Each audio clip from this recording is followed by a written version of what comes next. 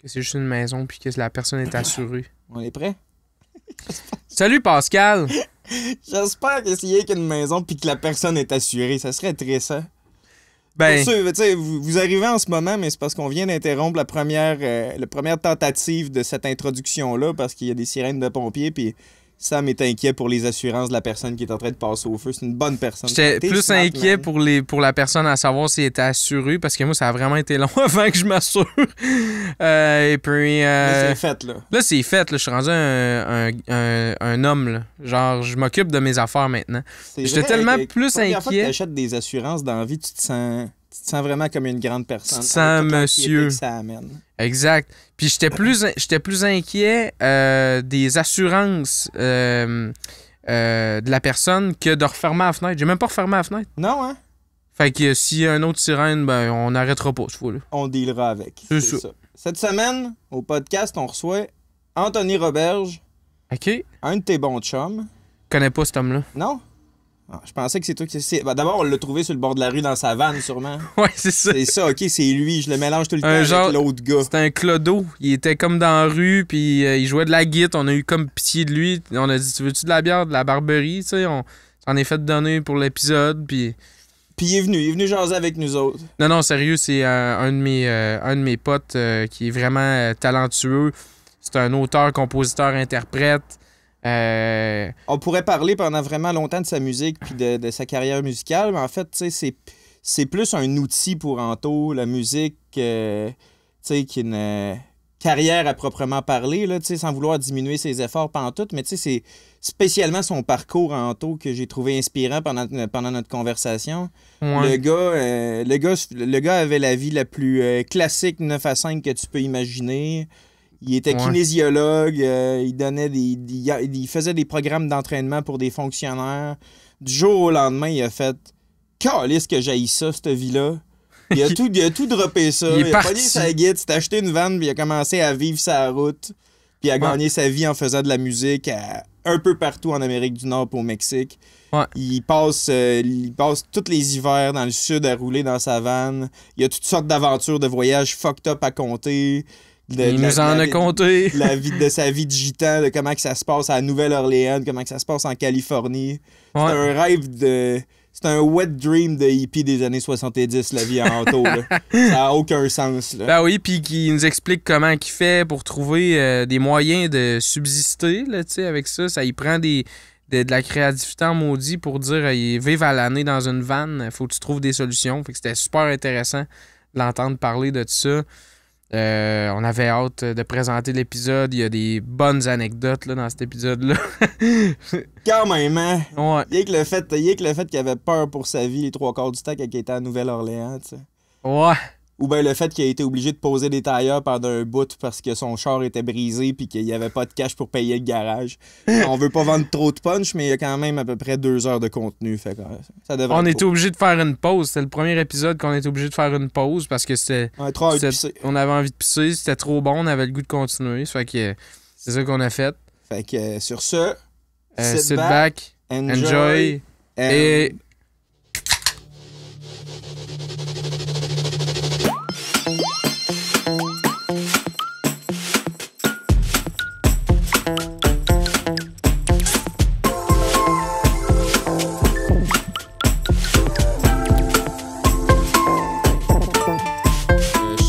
Je suis à la base, je suis kinésiologue. Ah ouais? J'ai un baccalauréat en kinésiologie. J'ai fait 3 ans et demi d'université à l'université de Sherbrooke. Puis c'est ça, je suis venu m'installer ici à Québec, à Sainte-Foy, quelque part en 2016-2017. À peu près. Puis ensuite, j'ai fait de l'entraînement privé ici, dans le Vieux-Québec, au Maxiform Fitness. Je pense que ça existe encore. Celui-là, au bout de Saint-Joseph, là, le 24 heures. Là. Ouais. C'est en face du Parlement, en fait. Là. OK. Il y a, dans l'édifice de la capitale, en fait. Puis, Ouais. c'est ça, donc j'étais entraîneur privé là. J'avais une routine du lundi au vendredi de 8 à 5. J'entraînais des fonctionnaires au Parlement. Et à la base, je suis quelqu'un qui est vraiment qui prône les saines habitudes de vie, mais j'étais tanné de la routine. Je voulais m'investir plus dans ma carrière artistique. À la base, j'étais comme chansonnier. Je me promenais dans les bars, dans les petits événements un peu partout au Québec pour faire du chansonnier. Et j'ai juste décidé de tout lâcher du jour au lendemain. J'ai lâché ma job, j'ai lâché mon appartement. Je vivais à Sainte-Foy. Et je me suis acheté une van. Puis ça a parti comme ça. C'est une décision que tu as prise comme récemment ou ça fait combien de temps que tu vis comme ça? J'ai commencé à vivre dans une van en juillet 2017. Donc ça fait 5 ans. OK, fait que vraiment en avant, ça ahead of the curve, là, parce que c'est une mode qui est comme... Hein, qui a vraiment pris de l'ampleur des 2-3 dernières années, là, la van life, mais... Dans ton temps, ça faisait peur beaucoup, là, encore, là, tu sais.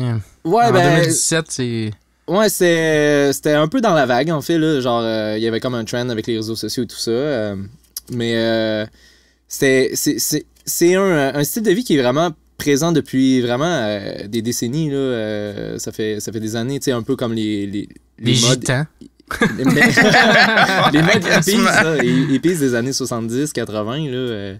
C'était quelque chose qui était plus courant. Mais il y a une mode, il y avait une tendance vraiment particulière en Australie.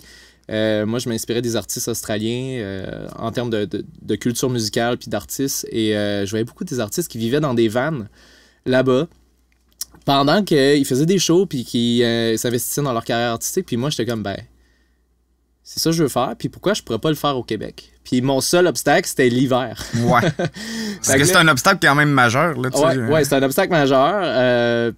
Mais tu sais, je me disais, tu sais, si tu le planifies, puis si tu trouves des moyens de comme contourner l'hiver, ben c'est faisable, tu sais, pourquoi pas. Fait que c'est ça que j'ai fait. Puis voilà, je suis encore dans ma vanne aujourd'hui. Puis comment tu contournes l'hiver maintenant? Je m'en vais dans le sud. c'est pas compliqué. Tu mets avec les oiseaux. Ouais, exact. Comme les snowbirds. Quand tu vois les oiseaux partir, tu fais comment? OK, c'est fini. Non, c'est le temps. C'est ça. Quand il se met à faire froid en novembre, là, début décembre. Là, tu descends dans le sud des États-Unis ou plus bas que ça? Chaque année, c'est différent un peu. Là, j'arrive de la Californie. OK. J'ai comme fait tout bonnement. J'avais pas planifié ça pantoute. J'ai fait le tour des États-Unis. J'ai commencé par la Nouvelle-Orléans. Je suis allé à Las Cruces au Nouveau-Mexique. Ensuite, Californie. Puis ensuite, je suis resté en Californie 3 mois. Ensuite, je suis remonté par l'Oregon. Et je suis revenu par le nord des États-Unis au lieu de passer, mettons, par le sud ou par le Canada. Là. Ouais. Mais ouais, je viens tout juste de passer les douanes. J'arrive au Québec. Re-bienvenue chez vous. Ça fait une semaine à peu près, c'est ça? Ouais, ça fait... J'ai passé les douanes le 28 mai. Fait que ça fait quoi, 10 jours? Ah, mais c'est ça, la dernière fois que t'étais passé chez nous, c'est ça, t'étais sur ton départ. Finalement, tu t'en allais en Californie, me semble, à la fin de l'automne passé, ça se peut-tu? Ouais. On se disait des adieux. Ouais, je me rappelle de ça. À chaque année, c'est un peu ça. Il faut que je dise salut au monde, puis... Je pars tout seul. Je pars avec ma vanne. Puis là, je me suis dit, j'ai traversé les douanes en novembre passé. J'avais 300 pièces dans mes poches. Ouais, c'est ça, ouais. C'est boire, hein? J'étais là. OK, let's go, on va le faire. Puis c'est ça. Heureusement, j'ai pu travailler en Nouvelle-Orléans. Je fais de la musique de rue. Et ça me permet justement de couvrir mes frais de déplacement. D'avoir un revenu pendant que je voyage. Ça couvre mes frais, mes dépenses comme le gaz, la bouffe. Puis j'ai aussi les radios qui m'aident aussi dans l'aspect budgétaire au niveau de mes paiements, par exemple, dans mon compte de banque. Tu as des redevances qui reviennent régulièrement, fait qu'au moins tu as comme une espèce de plancher. Ouais, c'est ça. C'est un petit des revenus passifs là, par rapport à ça. Fait que c'est ça qui est cool, c'est que en tant qu'artiste, ça donne beaucoup de liberté, tu sais, à créer. Ça donne beaucoup de liberté à voyager. Fait que je trouve que le combo est parfait, tu sais, pour avoir ce style de vie-là. Puis il y a différentes façons de rendre ça bien structuré puis faisable, tu sais, pas juste d'être dans un vieux Westphalia où c'est que tu sais, t'as pas beaucoup de commodité ou d'autonomie, tu sais. Malgré que ça peut être bien le fun de voyager en Westphalia, mais c'est ça, le but, c'est d'avoir un peu de... Faut pas que tu sois pressé en West, là, tu sais. J'ai tout le temps eu un kick sur ce genre de char-là, puis j'en voulais, puis j'ai embarqué dans un Westphalia juste une fois... lendemain de brosse en partant de Sainte-Anne-des-Monts au Sea Shack. J'étais vraiment écœuré. Ça faisait un bout qu'on était sur la go avec mes amis, puis je me suis mis sur le bord du chemin, puis c'était un Ontarien dans un Westphalia qui m'a embarqué. Ça nous a pris genre 7 heures. C'est quoi, ça avance pas? C'est quoi ça a pas de moteur, cette affaire-là. Aussitôt que t'as une côte, man, ça devient super slow. Puis tu sais, ce qui est vraiment drôle, c'est que je sais pas si c'est tous les modèles de West, mais la prise d'air du radiateur est à l'intérieur du char, à l'arrière. Ah ouais. Fait que dans le fond, c'était designé pour respirer au... Le moteur respire aux potes, dans le fond, c'est ça? Qu'est-ce ça? Ouais, c'est ça. Faut que tu le gèles bien raide pour qu'il fonctionne comme il va il faut. plus vite dans ce temps-là. Et c'était vraiment freakant parce que le gars, tu sais, je parlais pas super bien anglais quand j'ai fait ce road trip-là. C'était un Ontarien, tu sais, il était super smart, mais là, j'avais de la misère à communiquer avec, puis à tout moment, il voyait le gauge de température de son char monter. Il disait vite parce qu'il traînait des boîtes. Fallait que j'aille en arrière, que je tasse les boîtes du radiateur, puis que je brasse de l'air un peu. Puis là, on était beau, là, on était capable de rouler encore un bout. Ah, j'ai croisé une amie en Californie qui avait un Westphalia, puis il fallait tout le temps qu'elle rajoute de l'huile. À chaque fois qu'elle partait, son huile était tout le temps à terre, ça dégoûtait à terre, tu sais, c'était comme... Oh ouais, c'est des vieilles régines, là, tu sais. Le bordel, puis tu sais, souvent les gens tombent tout le temps en panne avec ça, puis... Ils en font plus difficile. Avec la recrudescence des van life. Pourquoi que Volkswagen ne fait pas genre rien? On va il y en a des modèles plus récents, mais c'est parce que le style, le trip hippie des Westphalia, c'est ça. C'est les vieux West des années 70, 60-70, là, tu sais, full personnalisable. Puis tout, là, il y a des trips de tout ça, des regroupements de monde qui ont des Westphalia modifiés. Puis, il y a aussi des modèles qui sont sortis en Europe. Je sais qu'il y en a un qui s'appelle le Volkswagen California. Puis c'est un modèle plus moderne, là, mais vraiment bien aménagé, là, style Safari Condo ou ben des gros modèles de van là, full équipe. Là. Mais c'est plus comme avant là, à la bonne franquette. Là. Puis comment ça se passe? Maintenant, là, tu dis que tu as passé un bout à Nouvelle-Orléans, tu faisais de la musique de rue là-bas, parce que c'est ça qui m'intrigue. Là, tu passes un road trip pendant 6 mois de temps en migration dans ta van, dans un pays étranger. Là, ça reste, c'est les États, c'est pas super loin, mais pareil. Là, il y a à quel point c'est compliqué de pouvoir faire de la musique de rue dans le Vieux-Québec. À Nouvelle-Orléans, c'est quoi? Tu débarques puis tu fais ta shit comme tu veux. Puis, en fait, j'ai été vraiment surpris. Je me suis renseigné un peu avant de partir, mais la Nouvelle-Orléans, c'est vraiment réputé comme pour la liberté d'expression. Il y a pas beaucoup de réglementation sur le street performing. Puis ça fait en sorte que il y a tellement une belle chimie, une belle énergie dans les milieux touristiques là-bas, notamment dans le French Quarter, qu'ils appellent. On voit littéralement des fanfares, des gros bands qui débarquent directement dans les rues. Et c'est un peu le bordel, en fait. Mais c'est ça la beauté de la chose. À un moment donné, c'est important d'avoir un laisser-aller, laisser les gens s'exprimer, qu'on n'a pas dans certaines villes. Mais la Nouvelle-Orléans, là. Donc, il n'y a pas beaucoup de réglementation sur la musique de rue. Puis, littéralement, je suis arrivé là-bas, puis je me suis installé, j'ai mis mon petit ampli à batterie. J'ai comme une valise sur mon pied gauche, une tambourine sur mon pied droit. Je fais l'harmonica aussi, je chante. Puis je fais des covers en anglais. Des fois, je fais un peu de francophone, puis ça pognait. Tu fais-tu tes tunes aussi? Ou tu fais tes tunes au travers? Ouais. J'anglise quelques-unes. Puis c'est sûr que ce ne sera pas les tunes qui vont m'apporter un peu plus de type, mettons, parce que les gens connaissent pas ça. Ouais, ils vont s'arrêter plus sur un cover qui trippe que tu es capable de faire. C'est en plein ça. Puis c'est ça, je suis resté là pendant 1 mois, littéralement, en Nouvelle-Orléans, puis ça m'a permis de financer là, une bonne partie de mon voyage, en fait. Là. Ah ouais.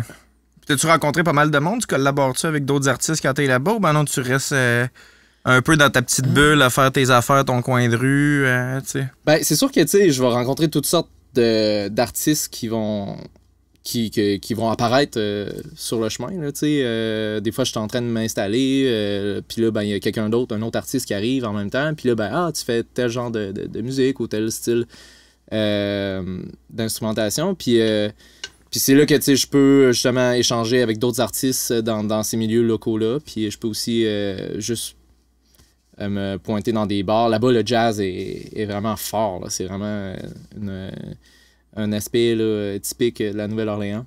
Mais oui, tu sais, j'ai rencontré d'autres artistes, puis des fois, ça se termine avec des jams un peu à l'improviste, ça.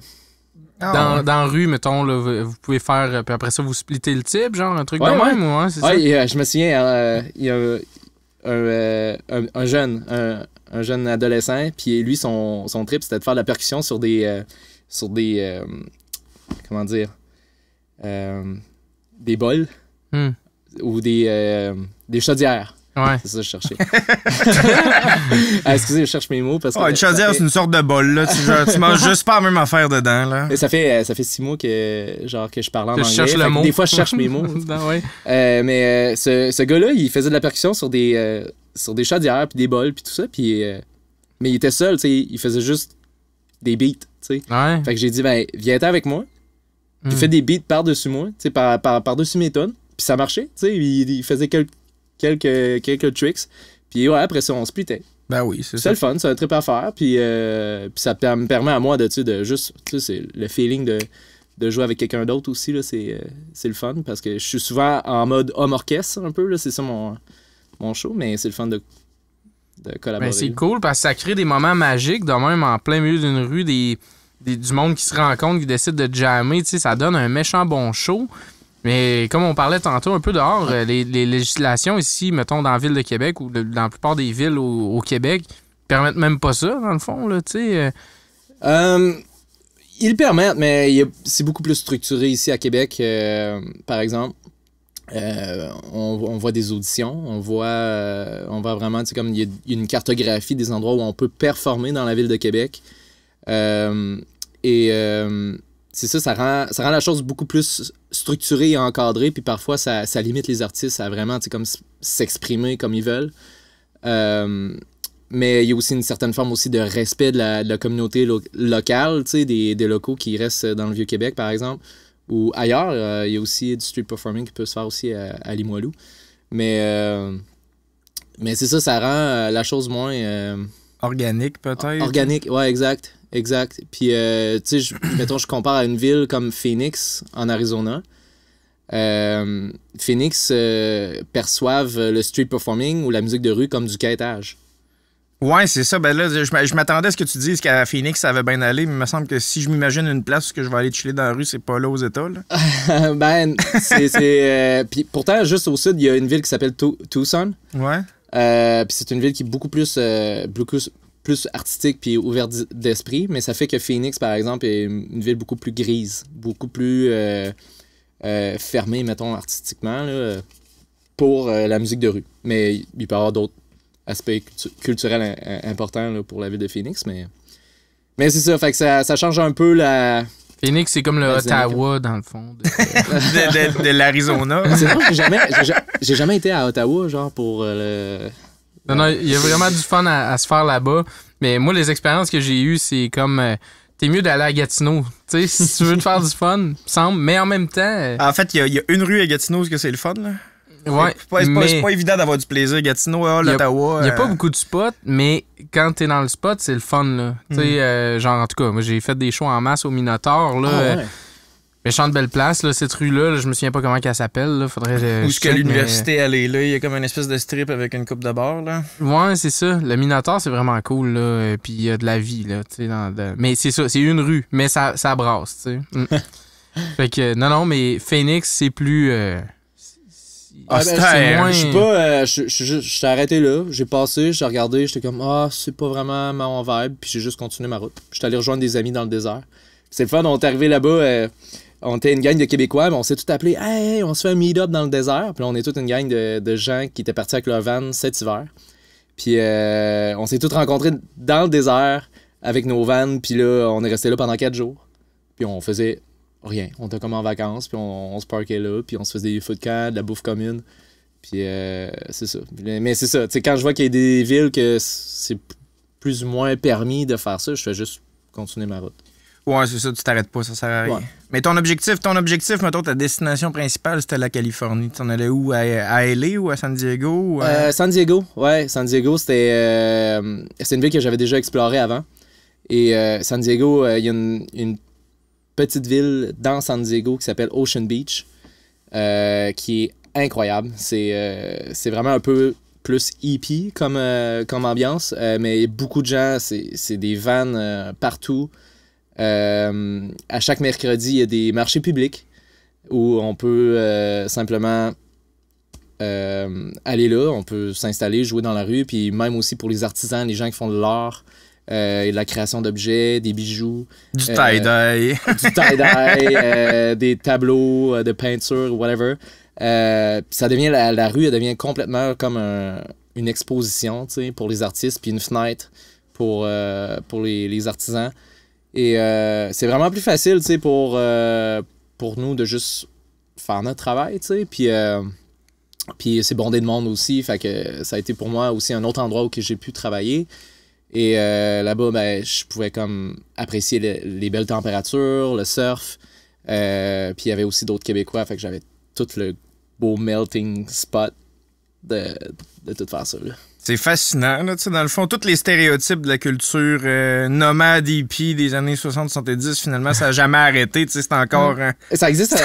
c'est encore possible de retourner en Californie puis d'aller chiller là à l'année. Ouais.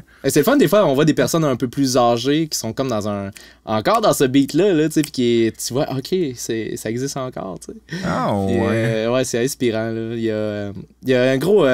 c'est sûr que, tu sais, la portion de la côte ouest américaine, il y a quand même une vibe un peu plus de laisser aller, là. Il y a comme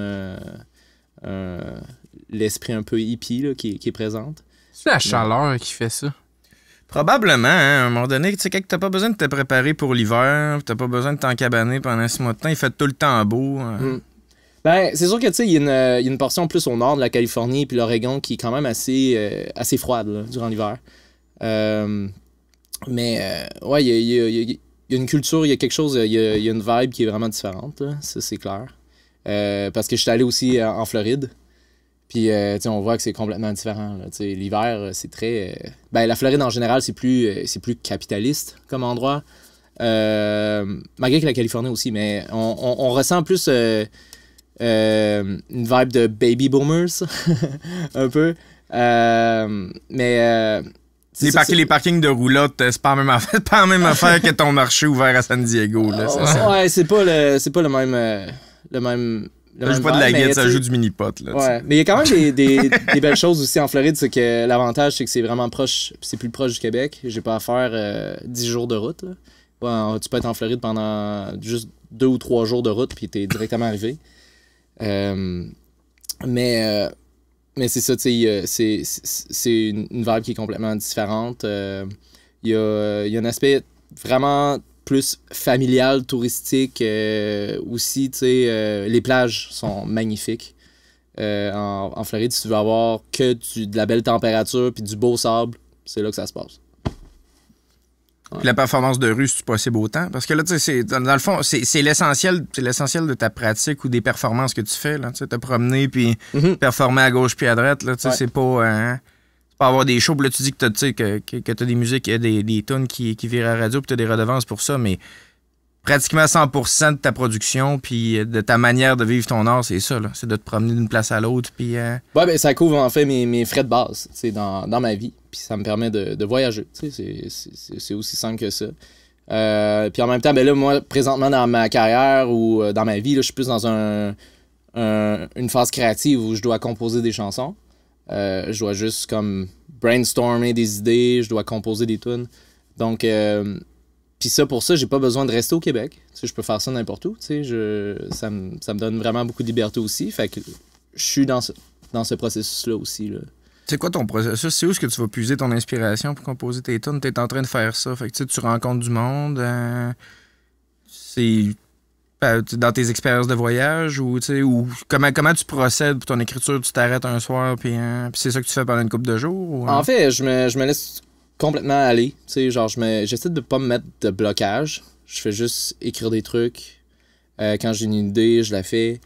J'essaie le plus possible quand j'ai par exemple une idée ou un nuage qui passe, je le prends.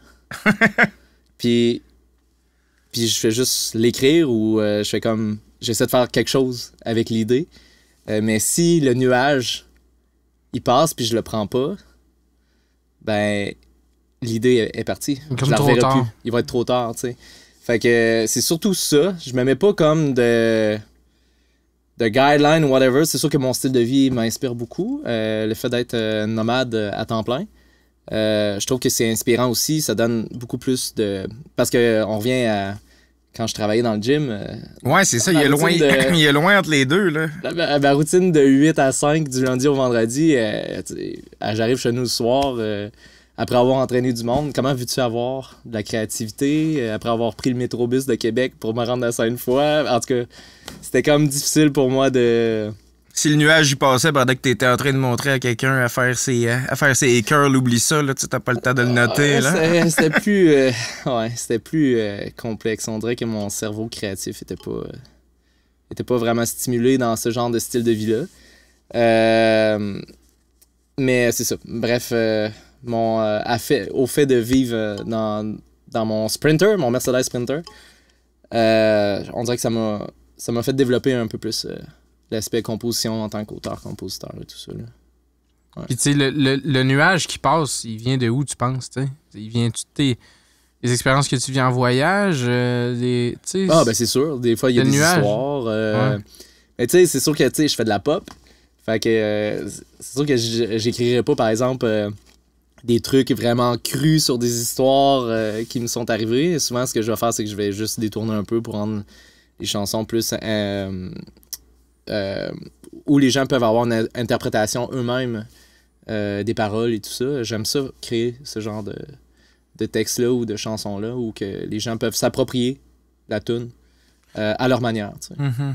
C'est ça, tu compteras pas l'histoire là, quand t'as rencontré l'amour en Californie puis que la première date a pété dans ta vanne. Là, celle-là, tu le mets pas dans ta chanson, c'est ça que je comprends. Là. C'est ça, okay. C'est ça. Ouais, il y a d'autres... ouais. Puis tu sais, je raconterais pas par exemple le fait où c'est que j'étais parké ici à Québec puis il y a quelqu'un qui a mis un poignard dans mon pneu.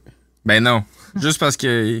Ouais, j'étais parqué au mauvais endroit. Puis ça faisait peut-être un petit bout de temps, genre, que je me stationnais à un spot. Puis c'est ça, je pense que j'étais peut-être un peu trop proche d'un quartier résidentiel aussi. Puis à un moment donné, à 5h le matin, je suis dans ma van. Et là, la van se met à shaker. Et là, je pensais qu'il y avait comme une borne fontaine qui avait explosé directement sur ma van. Mais en fait c'était l'air du pneu qui faisait sortait, ouais, c'est ça.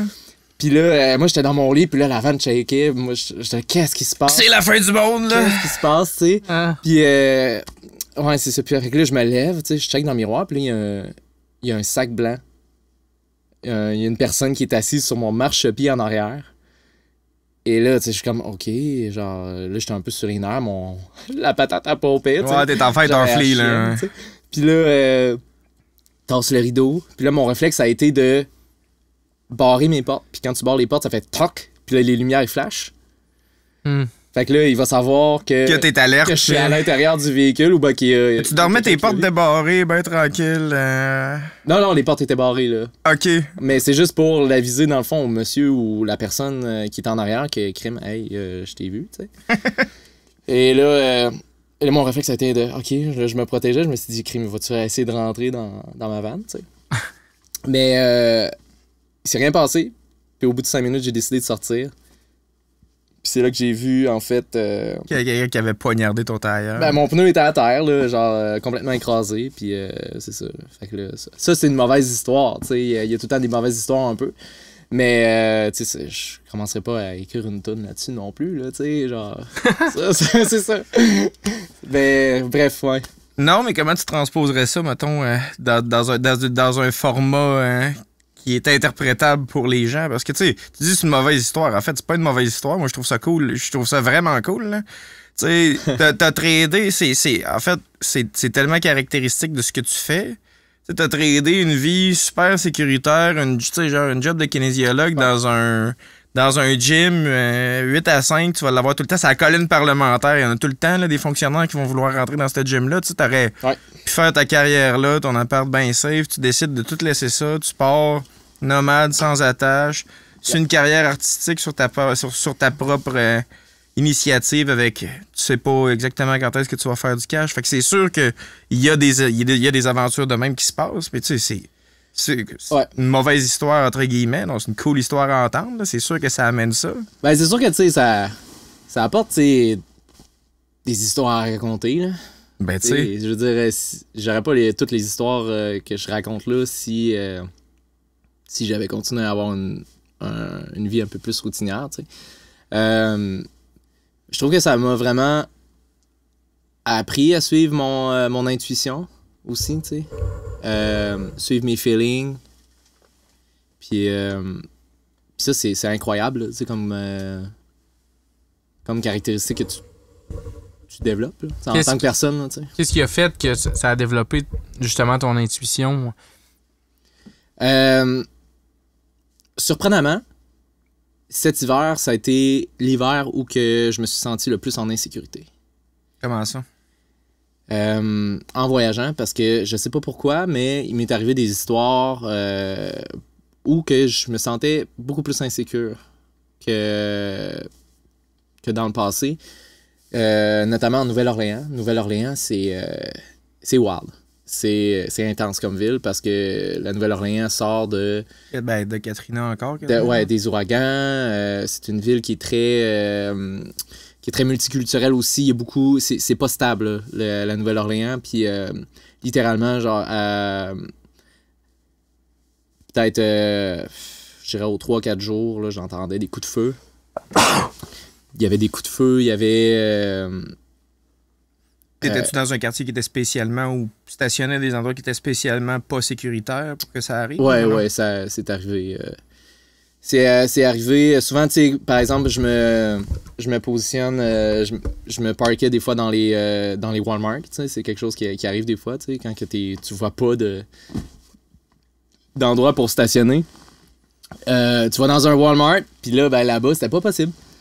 Parce que les Walmart, c'était avec des grosses caméras de sécurité, des grosses tours, avec des caméras 360.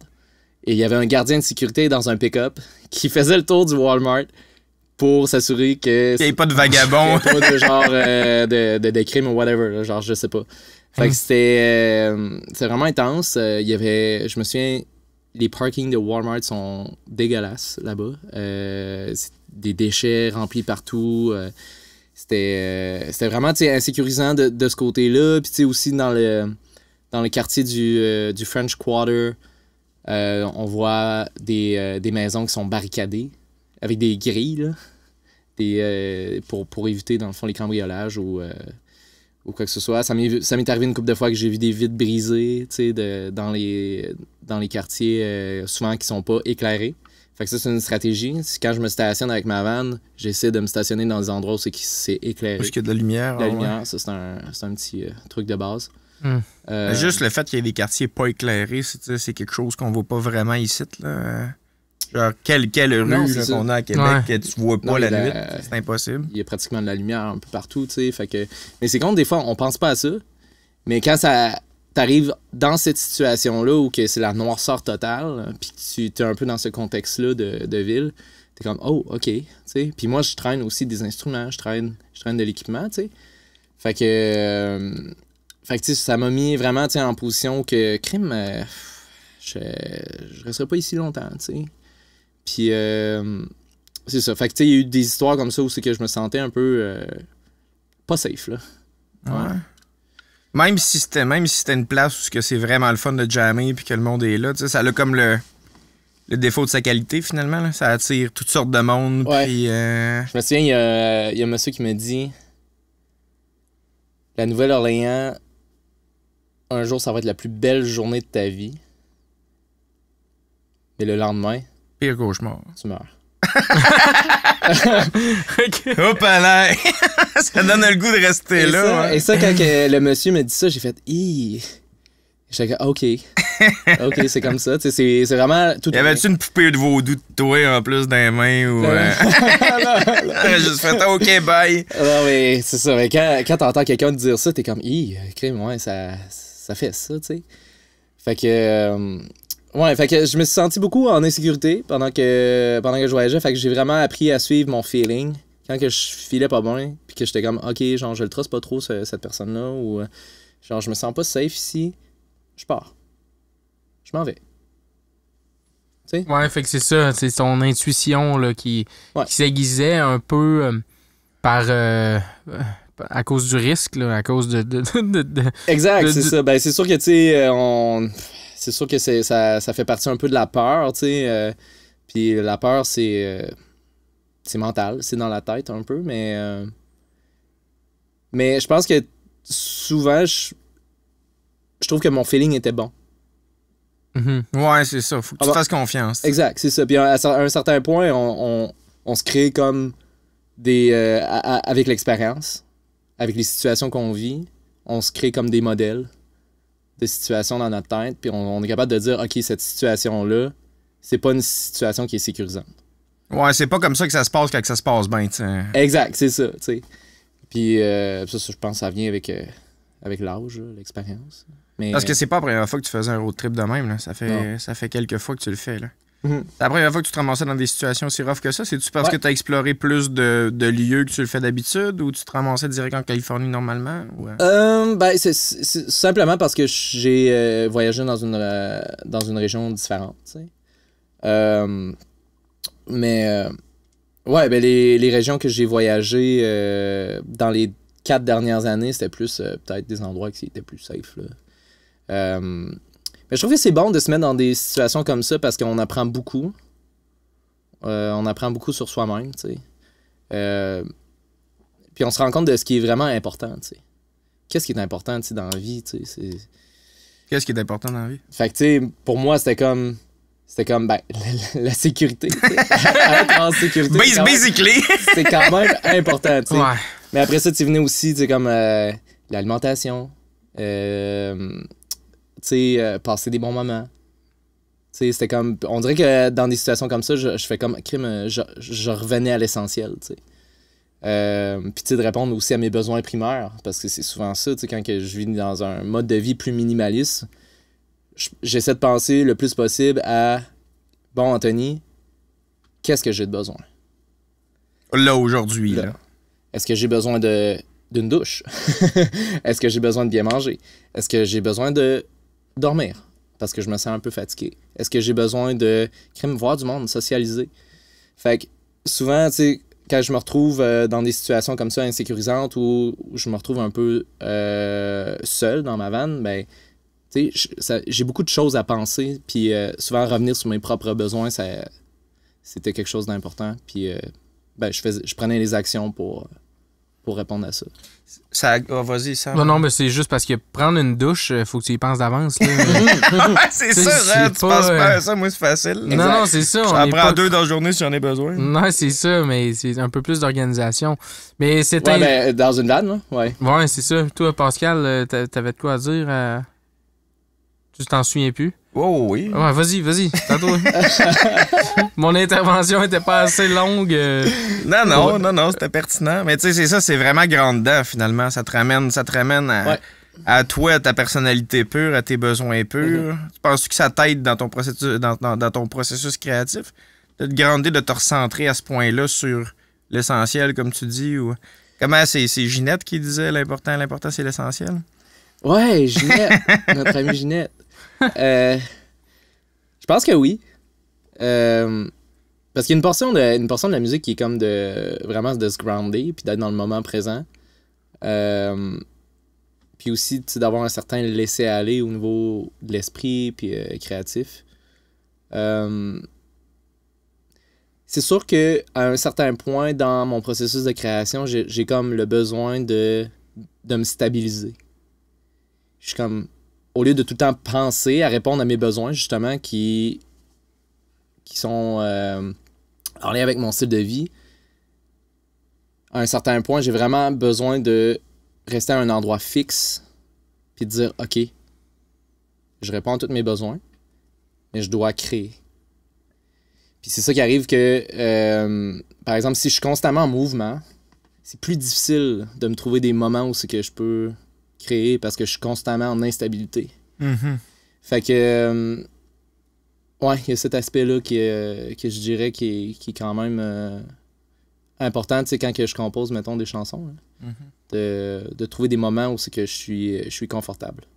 L'instabilité avant, mettons, t'inspire, te donne du vécu, mais quand c'est le temps de le concrétiser puis de prendre le nuage puis de le concrétiser, là, faut que tu sois dans un spot sécuritaire, que tu le sais que que tu vas avoir une stabilité. Il n'y a là, pas comme ça. quelqu'un qui va flatter ton tailleur pendant que tu es en train d'écrire. Ouais, c'est ça. Ouais, voilà. Ça a l'air d'un équilibre difficile à aller chercher avec le mode de vie que t'as, tu sais, parce que tu te dis, il faut que je puisse saisir le nuage quand il passe Ouais. pour créer. Sauf que, tu sais, si le nuage il passe pendant que tu as besoin d'une douche, Ouais. Ben, c'est ça, le but, c'est d'avoir, souvent, mettons, moi, mon truc, c'est d'avoir un calepin. Calepin proche, ou ben, j'écris des notes sur mon sel. Mais je prends le réflexe aussitôt de que le faire. l'idée, elle passe, là, Ouais. tu sais, tu la ramasses. Ouais. Ouais, c'est juste de la noter. Tu la notes, tu l'écris, c'est tout. Puis après ça, tu passes à autre chose. Mais quand c'est le temps, de, par exemple, d'avoir des moments de créer, ben, justement, je prends ce moment-là où c'est que je suis confortable, je suis bien, je reviens dans ces notes-là. Puis je travaille là-dessus. Ça ressemble à quoi le genre d'idée qui te passe par la tête? C'est des mélodies, c'est des phrases, c'est des C'est souvent textes? c'est souvent des mots. Des mots, genre, que j'entends, puis je suis comme, c'est beau, ça. Et le désert, genre? Ouais, exact. Ben, Ocean Beach. Ouais. Mais souvent, c'est ça, c'est des triggers, c'est des mots qui stimulent, on dirait. Puis on part de ça, puis on crée des affaires. Puis c'est comme ça que j'y vais. Puis à un certain point, il faut comme dire, OK, faut créer, faut le faire. Parce que Pourquoi faux? Parce que c'est ça qui. Ben, tu sais, à Nouvelle-Orléans, tu le disais toi-même, là, tu sais, la majorité du cash que tu vas faire, c'est en faisant des covers et des tunes que le monde Ouais.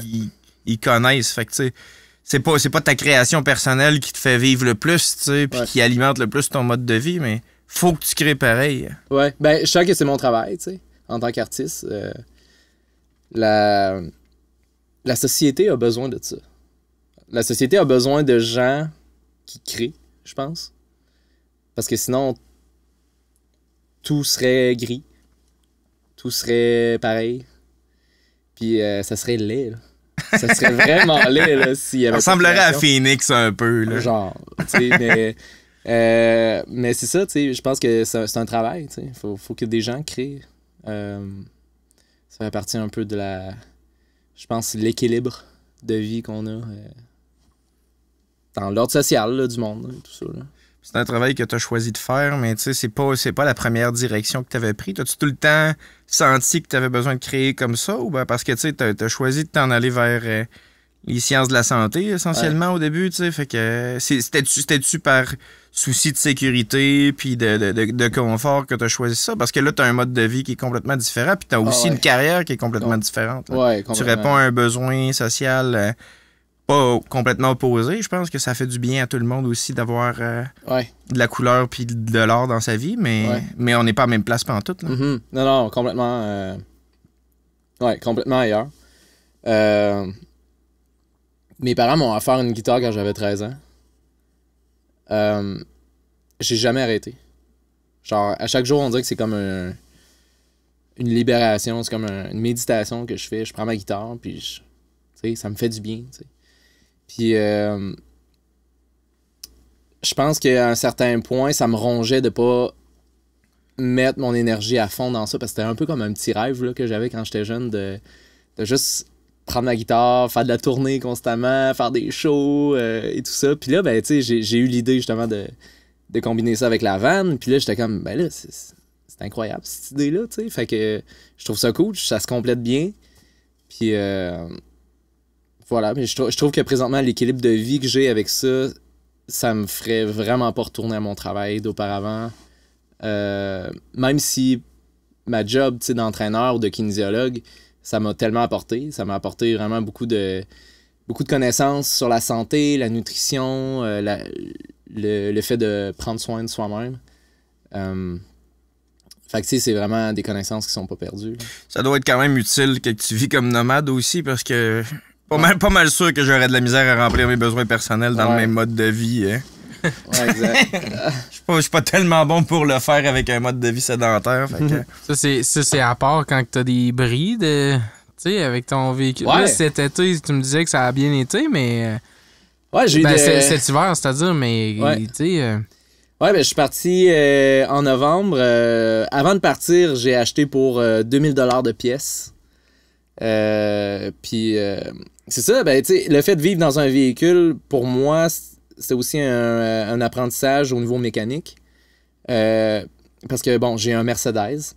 Puis un Mercedes, quand tu vas au garage... Ça coûte cher. Ça coûte cher. Ils le savent. Ils pensent que, tu sais, comme t'as un bon portefeuille.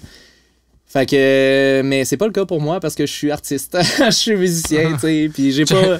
Check ce qu'il y a dedans, mon Mercedes, c'est ma maison. C'est ça. Je traîne à la maison, là, tu sais.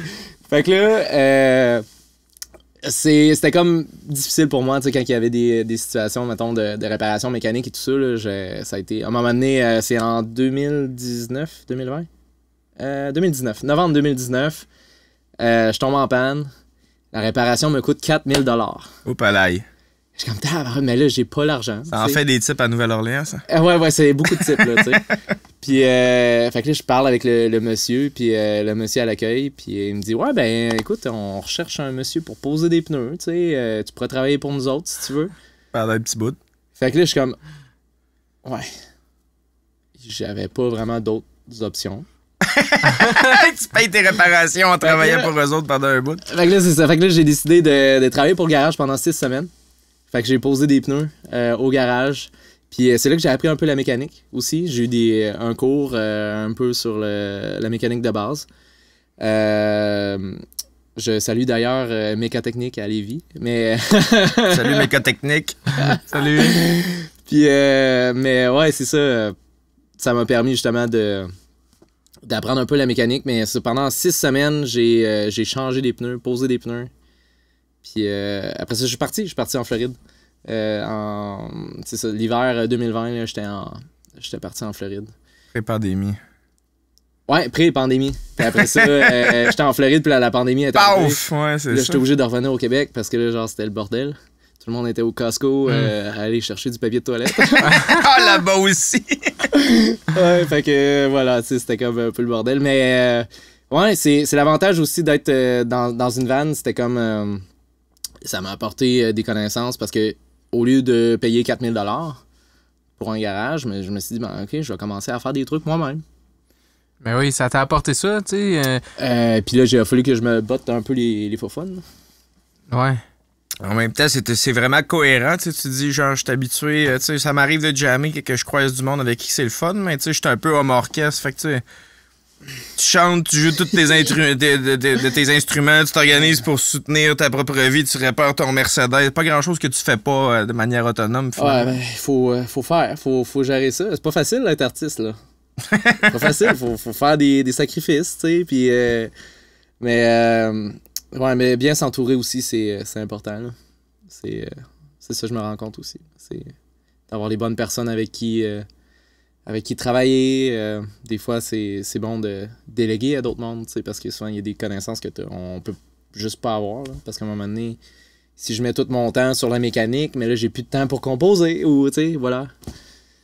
Comment tu procèdes pour déléguer? Tu sais, quand t'es parti, tu restes en contact avec du monde d'ici, t'envoies tes idées, tu commences, es-tu capable d'enregistrer des fois des tunes sur lesquelles tu travailles, mais à partir de loin? T'es comme installé un petit setup de ce que j'ai compris là, dans ta van pour pouvoir enregistrer tes idées. Ouais, c'est ça. Ben, en fait, mon setup, c'est que j'ai un MacBook, j'ai un petit préamp, puis là, avec un micro-condensateur, on dit condensateur ou condenseur? Condescendant. Condescendant? Non, un micro-condensateur. Condensateur, ouais. Et c'est ça que Sam qui veut qu'on aille pour le podcast, là. C'est ça qu'on a. Non, c'est pas ça que... En tout cas, okay, on va checker la technique. Là, ce qu'on a en ce moment, pour les gens qui se demandent, des micro-condensateurs, c'est ça qu'on a. OK. Bon, fait qu'Anthony a acheté un micro-condensateur. Voilà, ça. Ouais. Genre pareil, là. Puis avec ce micro-là, ben, je peux faire des maquettes. Je fais des démos de mes chansons. Je structure mes chansons avant d'arriver dans un vrai studio. Puis ça, je reste en contact avec des artistes de Québec. Puis je fais de la production ici à Québec. Fait que c'est vraiment le fun. Quand je reviens, puis je travaille sur mes tunes un peu plus. Tu finalises finalement sur les brouillons que tu as créés sans vouloir diminuer rien, mais c'est ça, tu sais, genre... tu startes ta production sur le chemin. Tes brouillons, tu sais, moi j'ai entendu un peu tes brouillons, tu sais, avant c'était vraiment guitare-voix, puis maintenant t'as plus le goût de t'investir dans plus l'arrangement autour, hein, les autres instruments, trouver ton idée. Qu'est-ce qui t'a amené à faire ça un peu, de dire OK, j'ai envie d'explorer un peu plus que juste ma tune guide-voix, tu sais. Ben, je pense que c'est important de faire ça, d'essayer de créer des arrangements parce qu'on peut, par exemple, imaginer vers où que la chanson peut aller à un certain niveau, tu sais. Puis je trouve que c'est bon aussi de sortir des idées comme ça parce que ça peut donner, par exemple, des idées aux réalisateurs. Ça peut donner des idées au gars qui va faire le mixing. Les musiciens que tu vas engager. Exact, les musiciens que je vais engager. Fait que je trouve que c'est bon de faire ça d'avance parce que ça permet vraiment de bien structurer vers où que la chanson peut aller. Puis c'est toujours une hypothèse, mais je trouve ça cool d'explorer aussi de ce côté-là parce qu'à un moment donné, tu sais, je trouve que je peux pas comme prendre la job du réalisateur ou prendre la job du mixeur, tu sais. Parce qu'à un certain point, je suis musicien, là, je suis chanteur, je suis compositeur, puis je peux pas tout faire.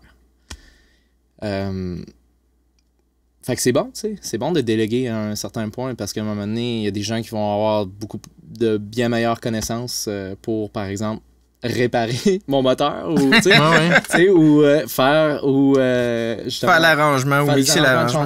Voilà. Dans une chanson, c'est un peu, ou dans toute forme d'art, tu sais, c'est des discussions qu'on a souvent avec nos invités, de juste avoir un œil extérieur au projet. Ça fait tellement du bien quand t'es créateur, puis que tu à un moment donné, tu vires dans le beurre là, avec ton idée, t'es tellement focus dedans que des fois, d'avoir un petit coup de pouce à côté, c'est comme l'affaire qui te fait débloquer, là, puis c'est toujours trippant. Ou souvent, tu sais, je vais vraiment comme m'approprier la chanson dans le sens que je vais dire, la tune est bonne, tu sais. Mais à un moment donné, tu sais, je trouve ça cool d'avoir un miroir, quelqu'un qui va juste regarder ma chanson dans une autre perspective puis me dire, hey, est-ce que c'est vraiment ça que tu veux dire? Ou, hey, penses-tu que tu pourrais peut-être faire telle mélodie à la place, tu sais?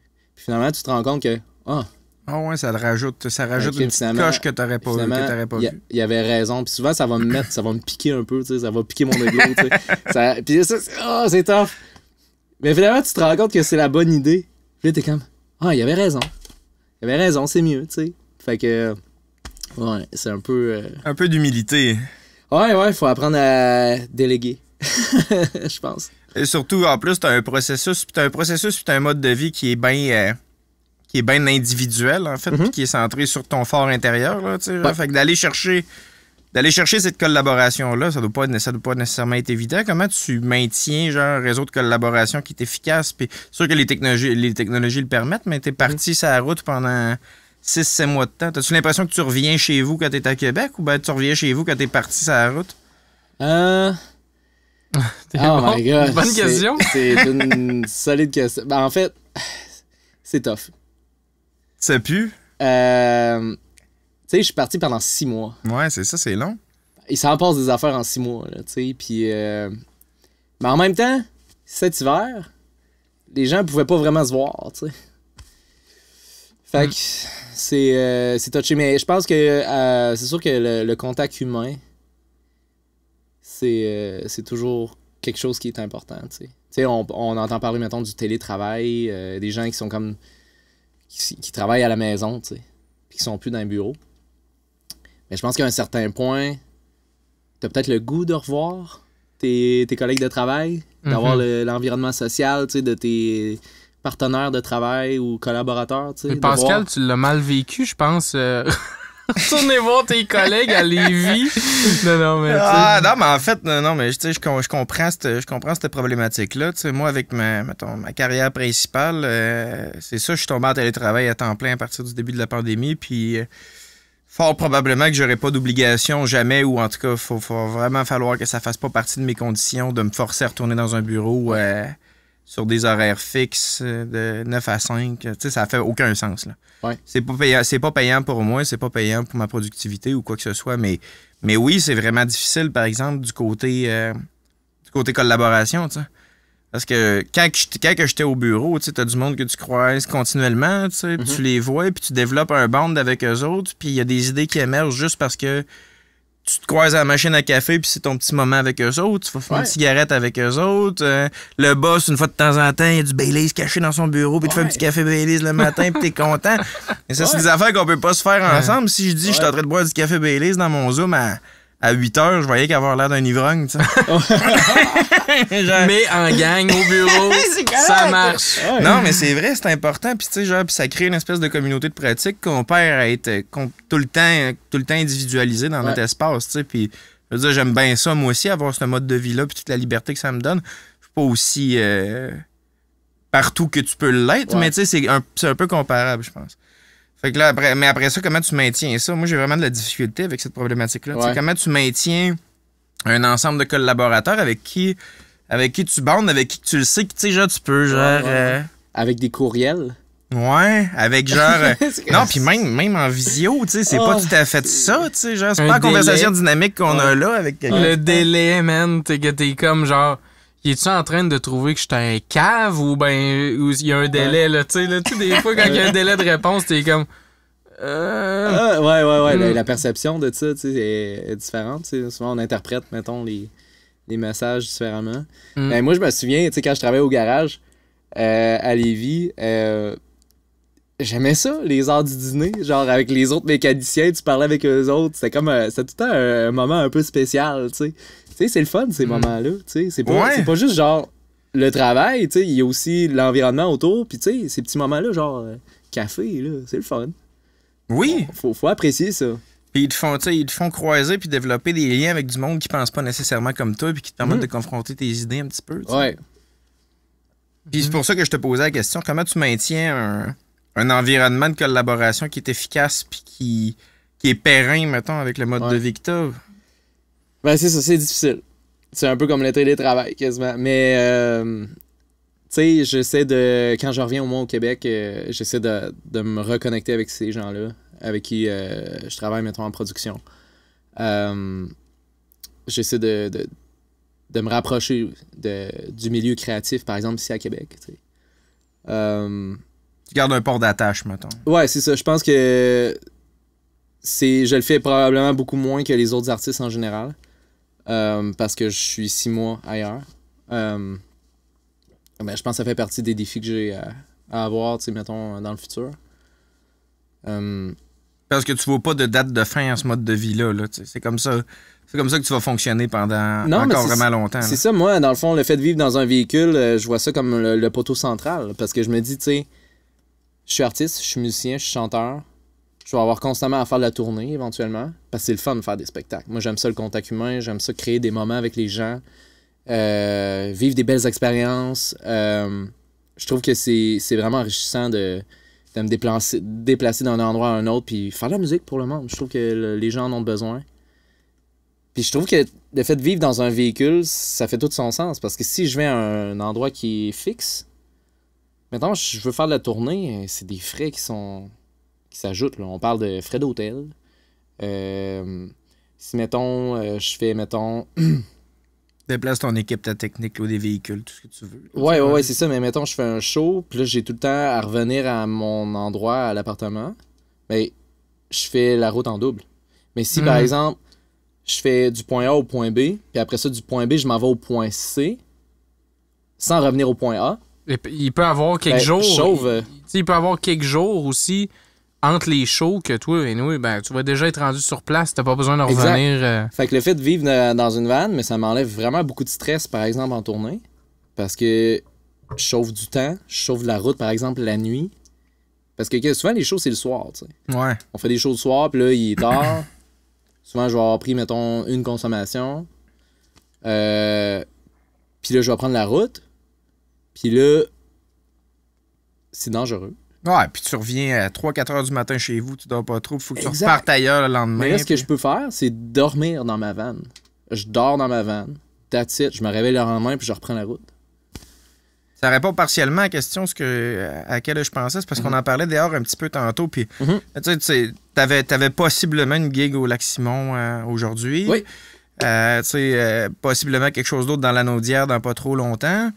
Tu sais, Là, c'est super avantageux que ça soit ta manière de te déplacer puis de déplacer ton art avec toi, mais tu penses que ça nuit un peu aussi, tu sais? Ben, c'est-tu comme pris pour acquis que tu vas être capable de te rendre, puis genre, ça... undermine-tu le cachet qu'on pourrait te donner, ou... Excuse-moi, j'ai pas bien compris. Tu sais, tu vois ça comme un avantage absolu que tu puisses te déplacer à n'importe quel gig à grandeur du Québec? Parce que, tu sais, si t'étais calé, mettons, juste à l'Impérial ou tu sais, genre au Club Soda ou t'aurais tout le temps ton port d'attache. Là, tu sais, vu que t'es mobile, là, tu penses-tu que ça influe sur qu'est-ce qu'on te propose comme gig ou où est-ce que tu peux aller? Je pense pas que ça modifie tant que ça. En fait, je suis pas encore rendu assez big pour avoir ce genre de struggle-là, je pense. Mais c'est ça, moi, en tant qu'artiste, je trouve que je veux comme construire autour de ça, de ce mode de vie-là. Je pense que c'est possible. Ça fait 5 ans que je vis dans un véhicule, j'ai tripé. Ça me permet d'avancer plus mes projets artistiques. J'économise.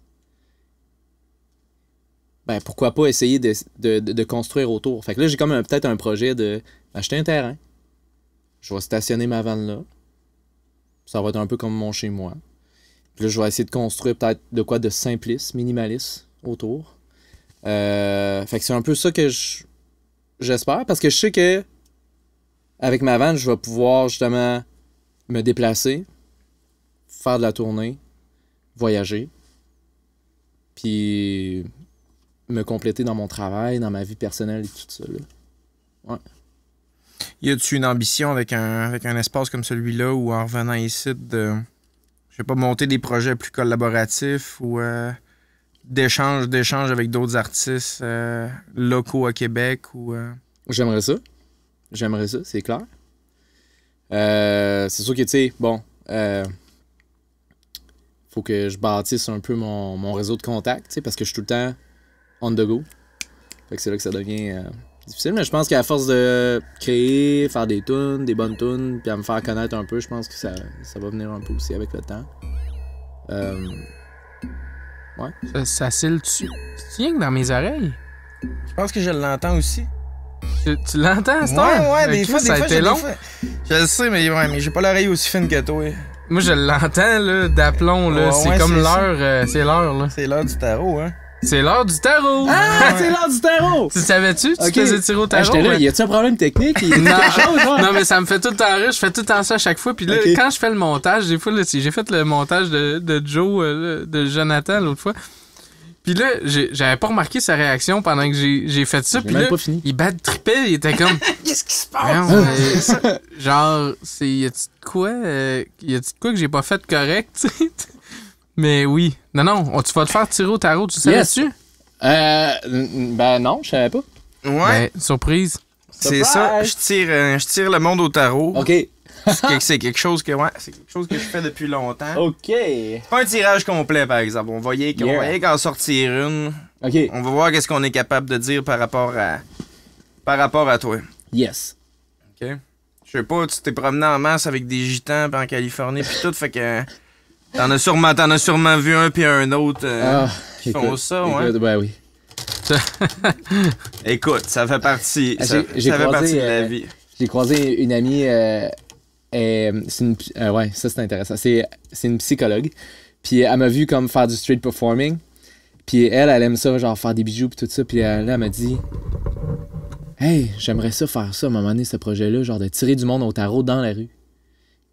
Puis genre faire parler les gens directement, tu sais, en tant que psychologue dans la rue, tu sais, puis comme échanger avec les gens, tu sais, apporter du soutien. Puis là, j'étais comme, mais c'est malade. Elle l'a-tu fait? Puis oui, elle a commencé à le faire. Puis là, je vois tout ce genre ça sur Instagram, puis tout ça, c'est... Elle met sa petite table, son petit jeu de tarot, puis elle a tous ses bijoux en arrière. Puis elle aussi, tu sais, elle vit dans une vanne. Puis elle a commencé à faire ça. Puis Crime est capable de ramasser comme des bons montants. Les gens la typent, comme, mettons, des services en psychologie, là, c'est... C'est rien qu'un outil de dialogue, c'est vraiment nice. Exact. On parlait de gitan tantôt, tu sais, il n'y a pas plus de gitan que ça, là. Ces petits colliers, son jeu de tarot, let's go, genre avec du monde. T'as-tu tiré? Ben oui. Moi, j'étais là, aïe, c'est malade. Let's go, j'y vais. Ouais. OK. Puis là, je prends une carte? Non, faut que tu y mettes ta magie à toi. Fait que coupe-les pour commencer. Ok, ouais, parfait. S'il n'y a pas ton énergie dedans, ça donne rien partout. Si tu pognes un Joker, Tu ça coupes annule aussi faut que tu longtemps rebasses. que tu veux. Ok, fait que là, je le mets à gauche. Ouais, Puis, mettons, j'en mets un autre à la droite, ça marche-tu? comme tu veux. Ok, parfait. Hey, Anthony, Ok, tu veux-tu juste avancer comme le micro? Ouais, Yeah, de même. de même, c'est parfait. Je vais te les récupérer au feeling. Yeah. C'est quoi qu'on a ici? La haute prêtresse. C'est C'est quoi, nice qu'avec ces arcanes majeures qui sortent parce qu'il y a vraiment de l'information dans une carte. Ouais. On est à l'envers. Tu sais, c'est tout le temps la même affaire, tu sais, genre au tarot quand la carte est confrontée à toi, c'est que t'es pas en contrôle par rapport à qu'est-ce qu'elle est supposée signifier. Mhm. La haute prêtresse, il y a une idée de il y a une idée d'ordre. Faut que je mette l'organisation dans ma vie. Peut-être. Il y a une idée d'ordre, mais il y a une idée aussi, genre de. Tu sais, de. Tu sais, c'est une prêtresse, là. De prêcher, peut-être. Genre de pousser une certaine idée. De pousser une structure ou un mode de pensée. Mhm. Pousser mon album, là. Ah, peut-être 20. Mon album, là, qui est en train de créer, là. Sur lequel tu te sens par rapport auquel tu te sens peut-être pas parfaitement en contrôle ou parfaitement stable, tu sais, genre Ouais. une idée que tu as besoin de propulser mais que tu sens pas mature, que Ouais. tu sais pas où ce qu'elle est rendu puis que tu voudrais voir naître. Ouais. Ouais, je pense qu'il y a beaucoup de choses de tout ça, là. Je suis comme dans la phase créative où c'est que j'aimerais ça comme... C'est comme créer un album pour l'année prochaine, mais là, tu sais, faut que je crée des trucs. Puis souvent, il y a un aspect comme d'insatisfaction, là, tu sais, par rapport à soi-même. Puis j'étais un peu quelqu'un de perfectionniste sur ce que je fais, tu sais, dans la vie. Puis je me remets toujours en question, tu sais. Puis je suis dans cette phase-là, là, je pense, dans le... T'es un dur critique par rapport à toi-même. Ah, je suis difficile. Ça te prend combien de temps sortir un album, mettons? Surtout avec un processus comme le tien. Ben, tu sais, le premier, ça m'a pris 1 an. Là, on s'enligne vers quelque chose qui va prendre... ça fait longtemps qu'on travaille là-dessus. On y va vraiment petit à petit. Ça doit faire pas loin de 2 ans. 2-3 ans, là. Ouais. Que tu travailles sur celui-là. Ouais, ben c'est sûr que tu sais, c'est un aspect aussi d'idées. Tu sais, on n'invente pas les idées. Les idées arrivent quand ils sont là, tu sais. Puis souvent, il y a des idées qui sont pas bonnes, tu sais. Puis c'est correct, ça fait partie du processus. Les idées arrivent quand ils sont là, puis des fois, ils sont pas bonnes. C'est quoi? C'est pas nécessairement les tiennes ou... Non, c'est les miennes. C'est les miennes, mais c'est juste pour avoir faut avoir un regard critique par rapport à ce qu'on fait. Puis souvent, mes tunes, ben, crime, t'écoutes ça, pis t'es comme, c'est pas bon. C'est pas bon. C'est toi qui trouves ça pas bon? Puis, Ben non, puis parce que t'es trop dur ou ben non, parce que tu trouves que objectivement c'est pas bon? Objectivement, c'est pas bon, puis je passe à autre chose. Je suis comme, ok, ça c'est pas une bonne tune, on passe à autre chose. On fait une autre tune, puis on repart à zéro, tu sais. On repart d'une autre idée, tu sais, puis à un moment donné, ben, c'est comme, là, on a quelque chose. Il y a quelque chose d'intéressant, puis là, on bâtit là-dessus. Puis là, on y va tranquillement, puis ça bâtit un peu le château de cartes. Ben, je pense que on s'en est pas. Je pense à toi, je disais ça l'autre fois. Il me semble que Elton John a déjà dit, tu sais, si j'ai pas une tonne en 15 minutes, là. C'est pas bon. C'est pas bon, là. C'est pas bon. Tu sais, ça a l'air drastique d'une même, mais en même temps, sérieux, faut que, quand ça part pas de la bonne place, t'es aussi bien de pas t'ostiner là-dessus. T'as juste 15 minutes demi, là. Ouais. T'as pas perdu ton temps, là. Passe à un autre appel, là, tu sais. Mais j'ai vraiment l'impression que souvent, c'est vrai qu'on a tendance à s'obstiner, à mettre du temps sur des affaires que l'idée de base était peut-être même pas top shape. Puis c'est pas parce qu'on n'est pas bon puis qu'on n'a pas d'idée dans la vie, justement. Tout le monde est capable d'avoir des bonnes idées. ben, donne-toi une nouvelle chance. Donne-toi une autre chance d'avoir une idée qui va... d'autres, c'est ça. Tu sais, c'est ça. Ben, je suis pas un partisan de cette manière de voir les affaires-là. Il y a rien que j'ai besoin de relire que je vais publier ou envoyer à quelqu'un. Tu sais, genre, si je suis satisfait de mon texte parce que je l'ai pondu d'un coup, je sais où est-ce que je m'en allais.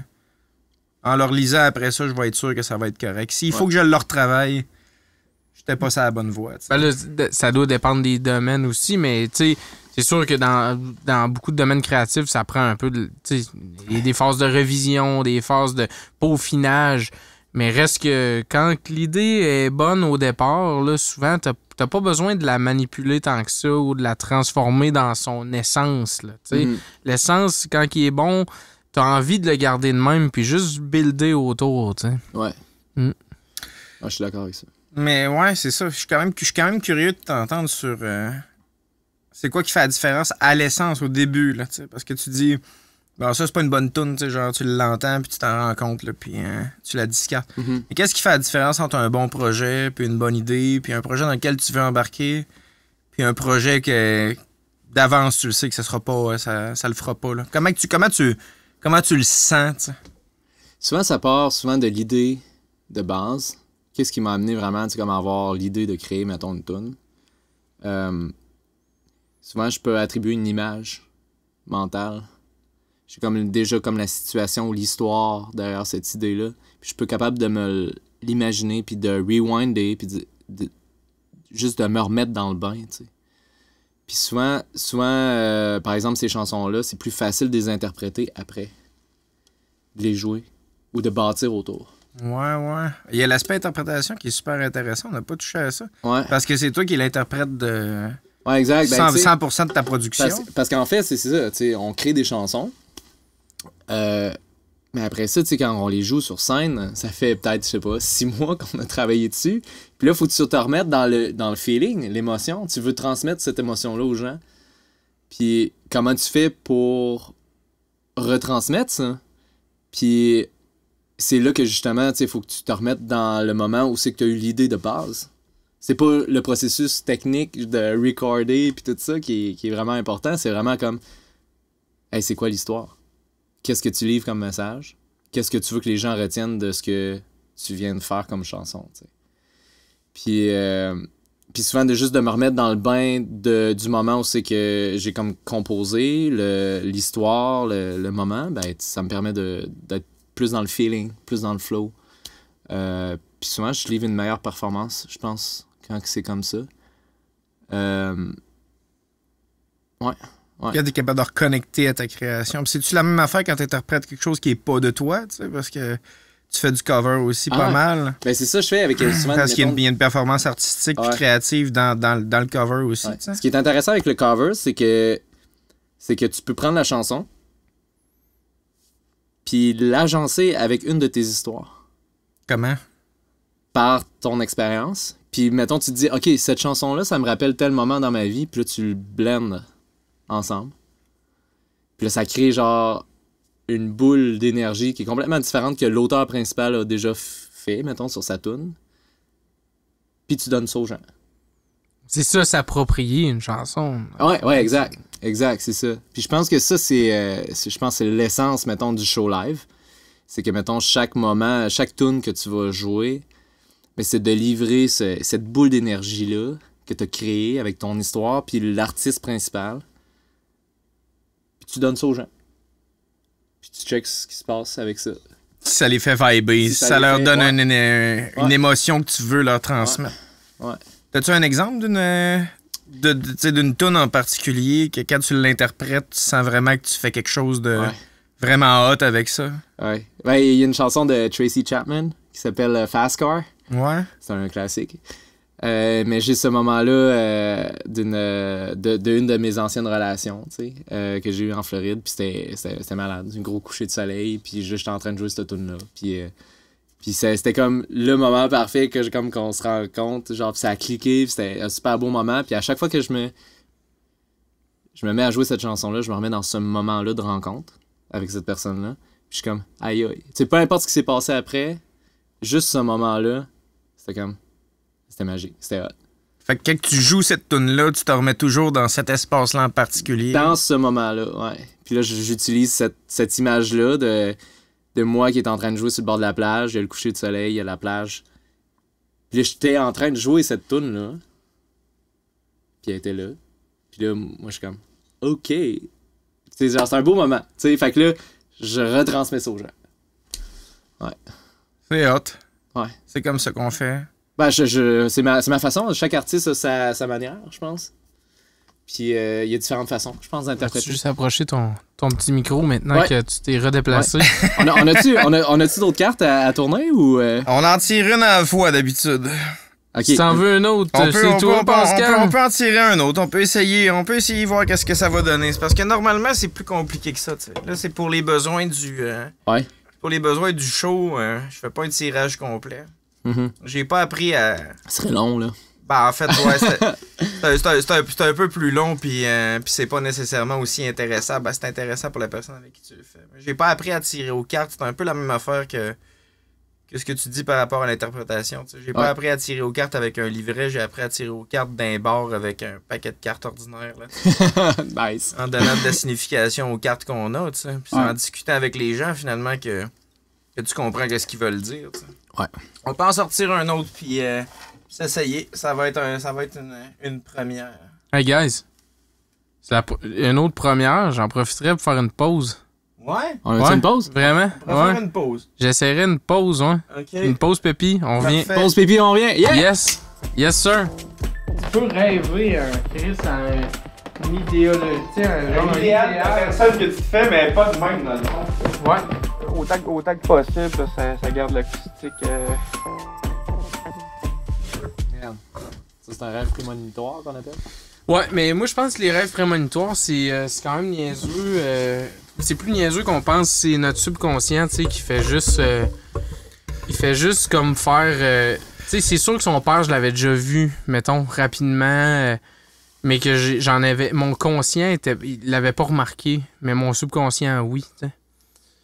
Bah ouais, puis c'est bédant, mais pas plus à ça, mettons, que des rêves prémonitoires, tu sais. Ouais, mais tu sais, je veux dire, la prémonition, tout le monde en a un peu, là, tu sais. Genre, on est tous capables de se projeter dans l'avenir, puis d'avoir une estimation assez proche de la réalité de qu'est-ce qui va arriver si on fait ci ou ça. Si on n'était pas capable de faire ça, à toutes les fois qu'on allumerait un rond sur notre poêle, on se crisserait la main dessus, genre, puis on aurait des brûlures au 2e degré, tu sais, genre, c'est une faculté de base, là, tu sais, de la conscience, là, d'être capable de se projeter dans l'avenir puis d'estimer les conséquences de ce qui va arriver. Puis on est spécialement intelligent comme espèce, là, tu sais. Sinon on réussirait pas à faire des bâtisses aussi grosses que ça, on réussirait pas à faire de la musique, de l'art, on pourrait pas avoir des idées qu'on fait « Ah ouais, ça va marcher parce que je suis dans un contexte qui est pertinent pour ce que je suis en train de dire, tu sais. Mm-hmm. Faut qu'on soit capable de prendre toutes ces affaires-là. Puis, genre, notre conscience, notre subconscient, comme tu dis, peu importe, il réussit à agencer toute cette information-là sans qu'on comprenne vraiment comment que ça s'est passé. Fait qu'un rêve vraiment... Tu sais, puis quand on rêve, on a juste, genre, des flashs, des images d'un paquet d'affaires qu'on a eues. On en fait plus sens quand on se réveille, en fait, parce que t'en es pas vraiment conscient pendant que tu es en train de rêver. Finalement, c'est rien que ça, là, tu sais. C'est rien que ton cerveau qui réorganise toute l'information que t'as, tu sais. De la magie, il y en a partout, là. Puis tu sais, c'est exactement pour ça qu'on est capable de tirer une deuxième fois, mettons, tu sais. Yeah! Deuxième carte? Deuxième carte. Je tire. Coupe, voir. Crise de transition de professionnel, mon gars, man! Esti, que je commence à connaître ma job, là. Wouh! OK. Là, je vais couper Ah ouais, ça. mets de la magie autant que tu veux, On va man. faire des coupes comme ça. Puis, oh, hey, celle-là. Celle-là, c'est elle que tu sens? Vas-y, sors-moi ça. Oh my god, c'est quoi? C'est un armée? Non, ça, c'est le 5 de bâton. 5 de bâton. On est ailleurs, on est des arcades mineures. Ouais, faut que Pascal, je bouge. pogne donc ton petit micro avant que je te chicane! Ouais, parce que Sam, il aime pas ça, que je gère pas mon micro comme il faut. OK, 5 de bâton. On est en arcade mineure. On est encore à l'envers, hein? Il y a quand même une espèce de tendance à subir peut-être un petit peu plus les conséquences de tes choix ou la structure de ta vie. Tu as pris des grosses décisions par rapport à comment que tu t'organises, mais tu reçois plus la vie que tu vis que tu la diriges, on dirait. T'sais. Si on prend la constante entre les deux cartes.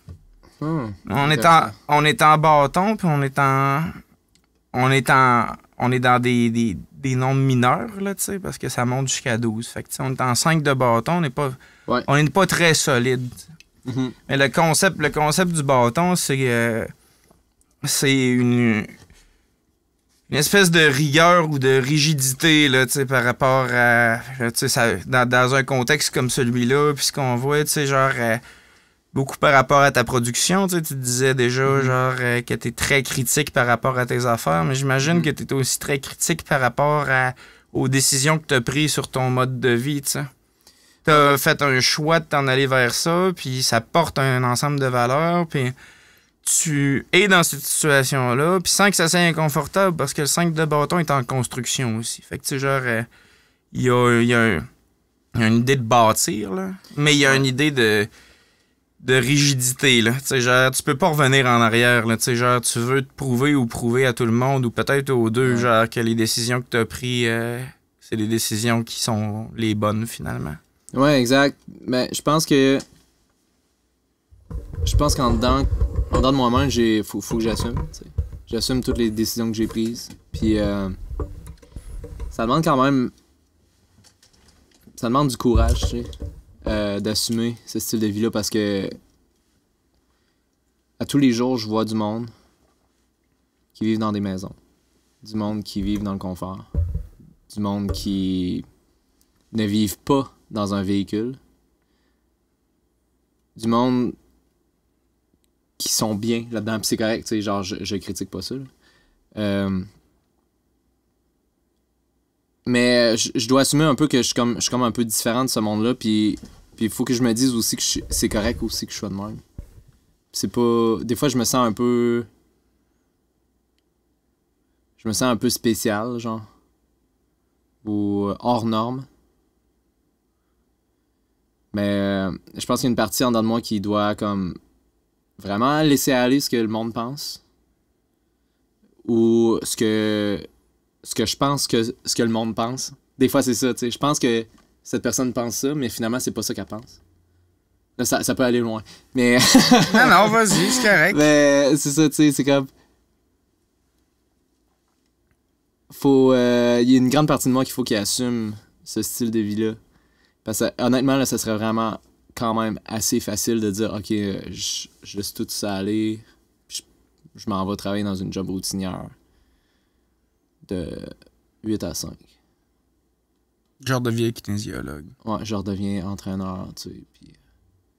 Mais honnêtement, avec tout ce que j'ai vécu, genre en 5 ans, là, jamais.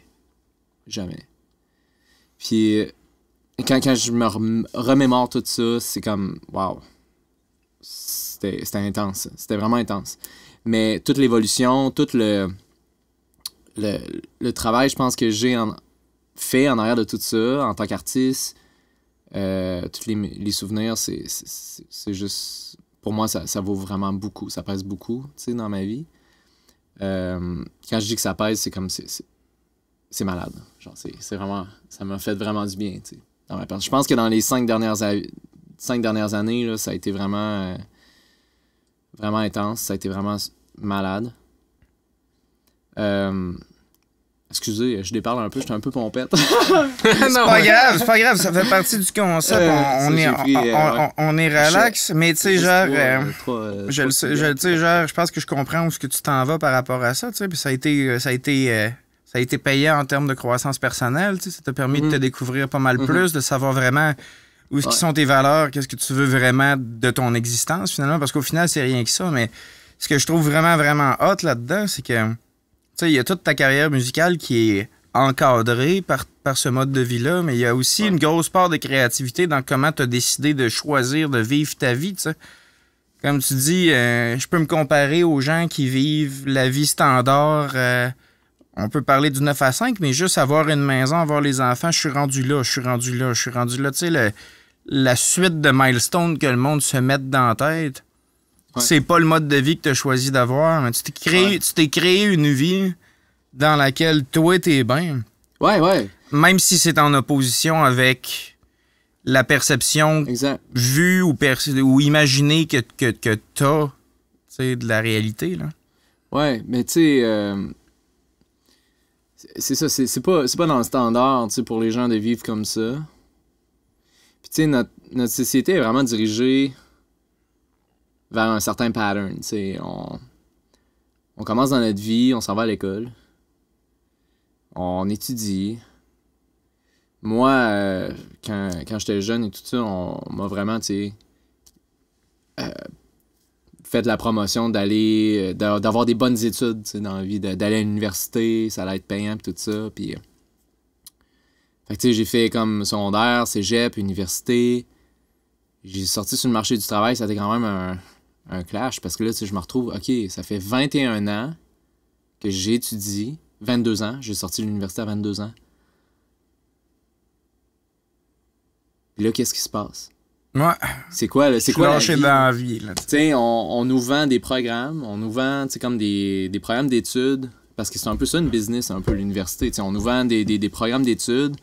Je me souviens, à mon dernière année d'études à l'Université de Sherbrooke, tu sais, j'avais un cours qui s'appelait Travail d'équipe.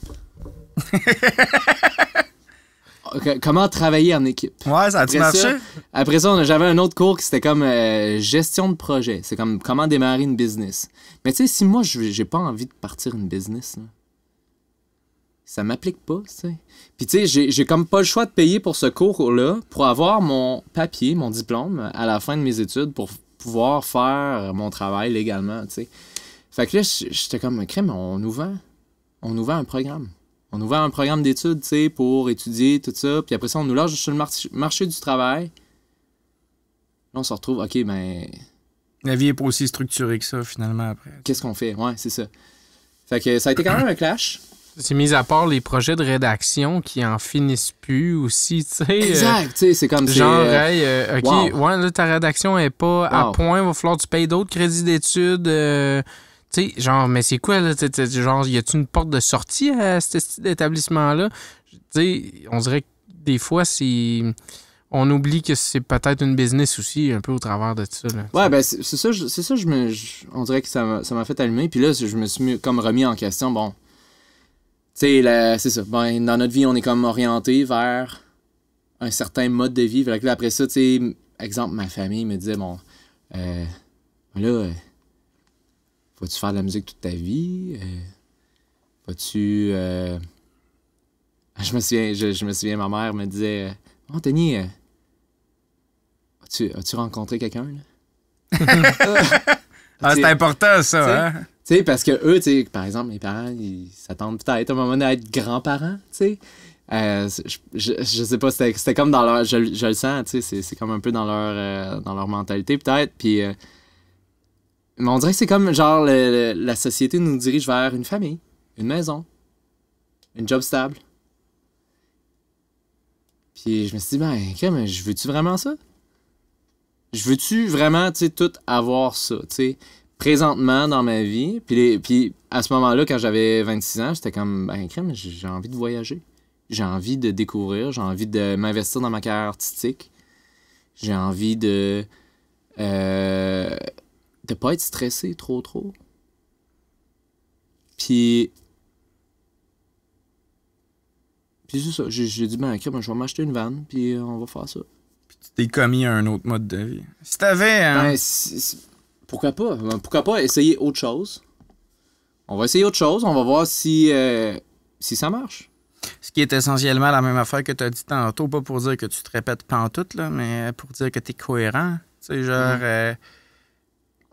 puis ta job, c'est de créer, tu sais. Ouais. Parce que c'est nécessaire, parce que sinon la vie serait grise, puis elle serait égale partout, puis c'est aussi ça, tu sais. C'est aussi ça tu sais, la création, c'est aussi, genre, explorer des affaires qui sont pas faites actuellement, tu sais.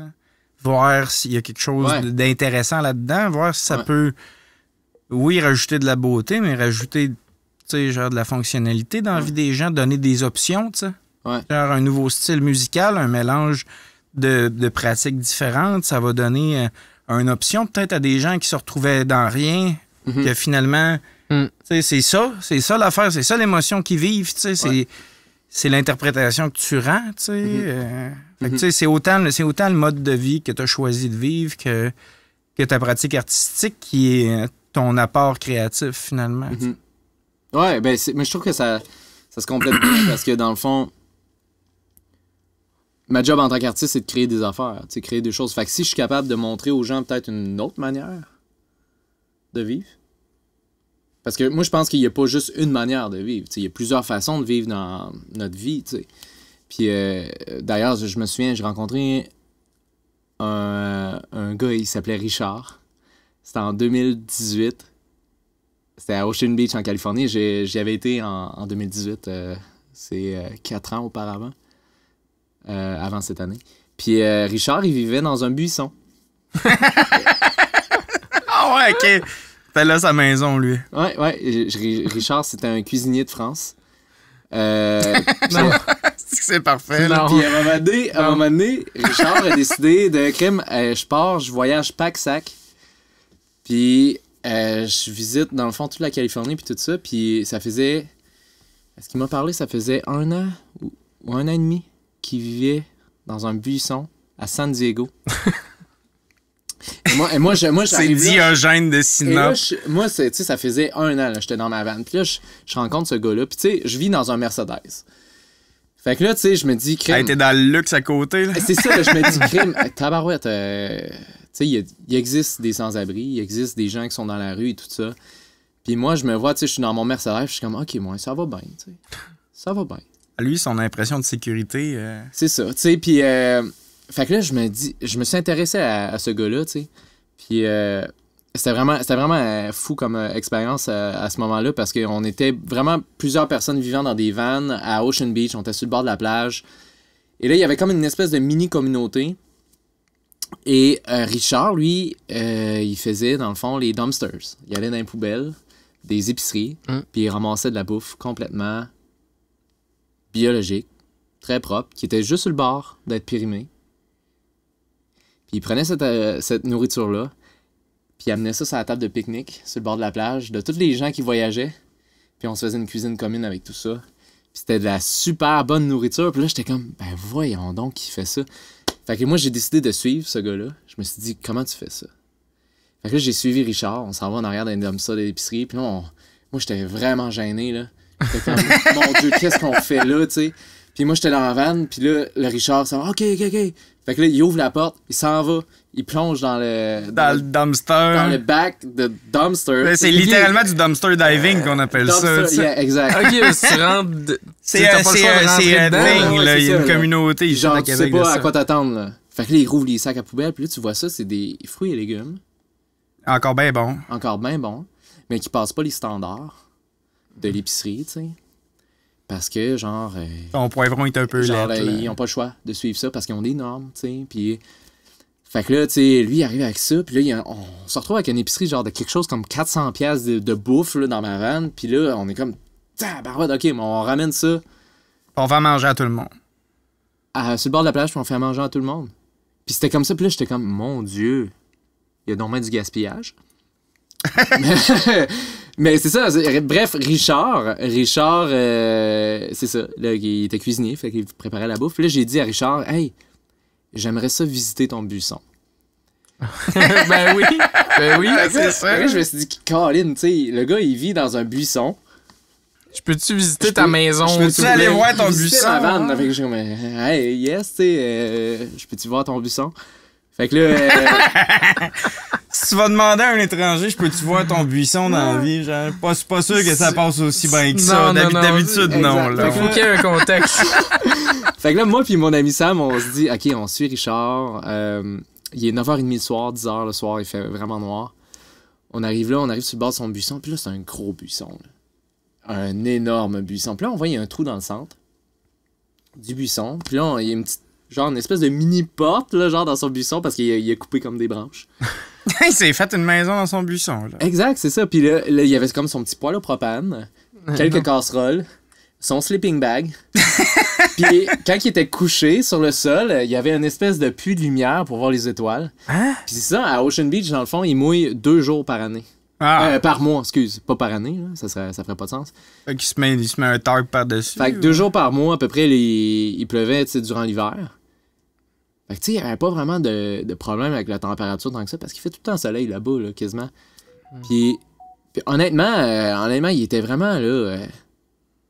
il était bien équipé. Genre, Il y avait une maison. Hein? Ouais, puis là, on est allé voir son buisson, puis là, il nous montrait tout ça, puis c'est là que je me suis rendu compte, tu sais, on dépend toujours de ce qu'on a de besoin, tu sais.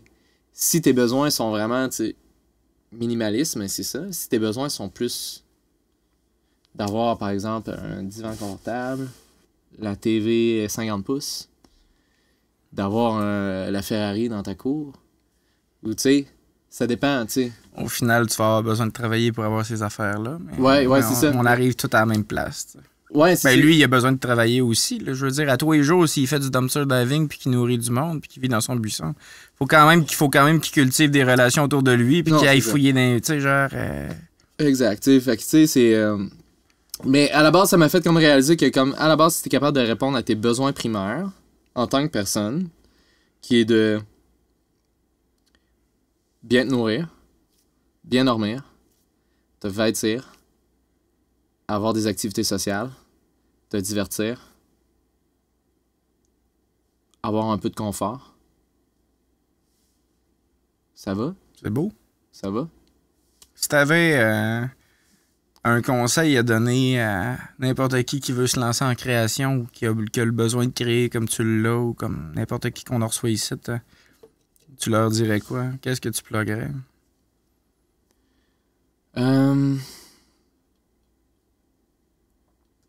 Fais-le.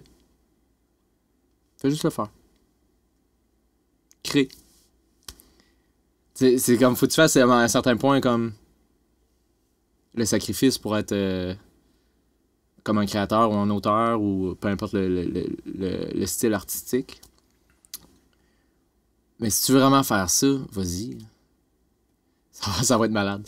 Fais-les juste. Ça va être malade. Peu importe c'est quoi tu vas faire, ça va être bon. Ça va être super, tu sais. Il y a toujours de quoi qui fait en sorte que les choses se placent, hein, d'une certaine manière. Ouais. Ouais. Ouais, tu sais, faut juste prendre le temps d'apprécier, tu sais, ce qu'on a. Cédric, tu nous as... pas Cédric, excuse. Anthony, qu'est-ce que j'ai fait là? C'était mêlé entre les deux artistes à Québec qui font du surf puis du van life. Tu t'es mêlé avec Cédric excuse-moi, man, en plus, je le sais. Salut Cédric, salut, ok? Cédric. Non, mais tu sais, clairement, là, je le sais à qui je suis en train de parler, là. Moi et toi. Oups, ok, on la coupera pas au montage, c'est parfaitement de ma faute. Non, mais sérieux, Anto, tu nous as fait un assez bel épisode. Ah, ben là, ça fait plaisir. Vraiment crissement intéressant. Merci, man. Comme dans toute entrevue plate, tu nous as fait voyager. Ouais, c'est ça. Non, mais je pense qu'on... C'est un peu deep, là, mais ouais. Ben non, c'est ça que ça prend. C'est ça qu'on veut aller chercher. Ouais. Je pense qu'on mérite toute la gang de se donner une petite main d'applaudissement. Ouais. Oui, puis j'aimerais ça que tu me redonnes ma chemise, s'il vous plaît, Anthony. OK. Salut. Merci beaucoup. Merci, Anthony.